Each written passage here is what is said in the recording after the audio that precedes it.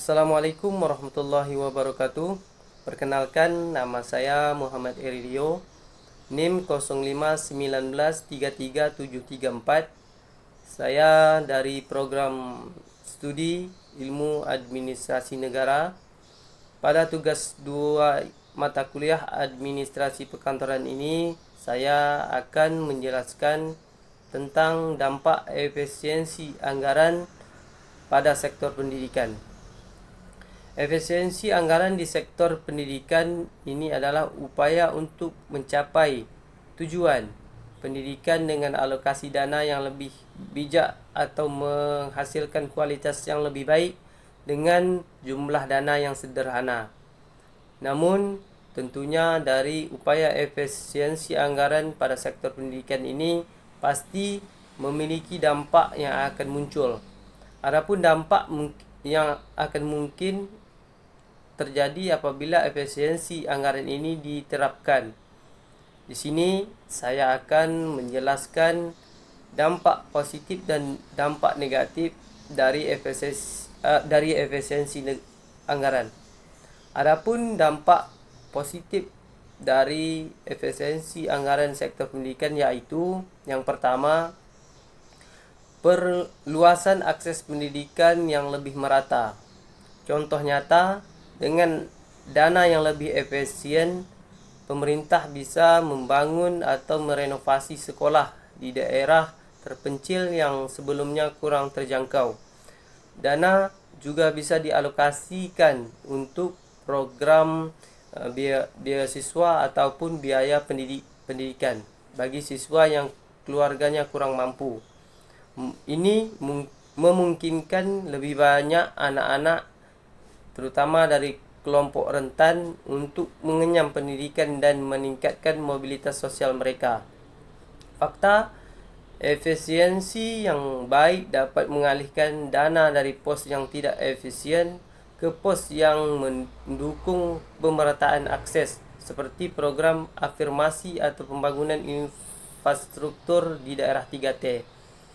Yang kedua, lingkungan belajar yang lebih baik dan aman. Contoh nyata, efisiensi dalam pengadaan dapat berarti mendapatkan material bangunan berkualitas dengan harga yang lebih baik untuk renovasi sekolah yang rusak, atau masyarakat akan melihat fasilitas sekolah yang lebih terawat, bersih dan aman, yang secara langsung mendukung proses pembelajaran mengajar yang lebih baik.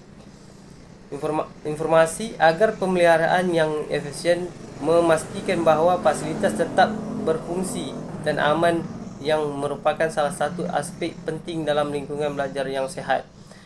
Selanjutnya, dampak negatif efisiensi anggaran pendidikan. Jenis efisiensi, jika efisiensi anggaran dilakukan secara tidak benar, tanpa perancangan matang atau hal yang fokus pada pemotongan biaya tanpa pertimbangan dampak dan kualitas, masyarakatlah yang akan menanggung kerugian paling besar.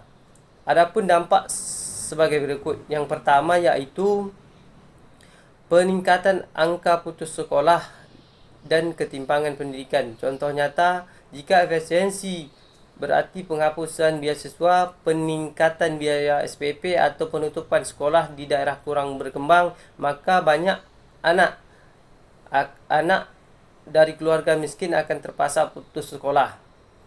Ini akan memperlebarkan jurang ketimpangan pendidikan antara si kaya dan si miskin.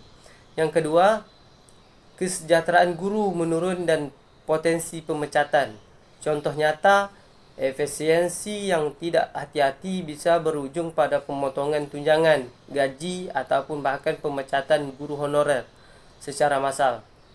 Dampak kualitas hidup guru menurun, motivasi mengajar kurang, dan stabilitas tenaga pendidik terganggu. Ini juga berarti hilang kesempatan kerja bagi masyarakat berprofesi sebagai guru.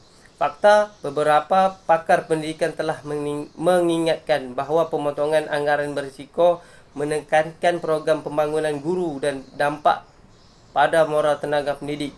kasus pemecatan guru honorer pernah terjadi di tahun 2004 akibat kebijakan efisiensi.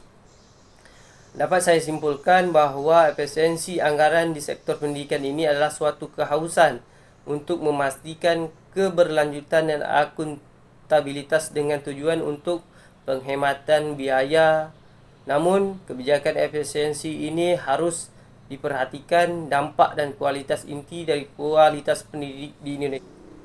Mungkin hanya itu yang dapat saya sampaikan dan saya jelaskan tentang efisiensi anggaran di sektor pendidikan. Lebih dan kurang saya mohon maaf. Saya akhiri. Wassalamualaikum warahmatullahi wabarakatuh.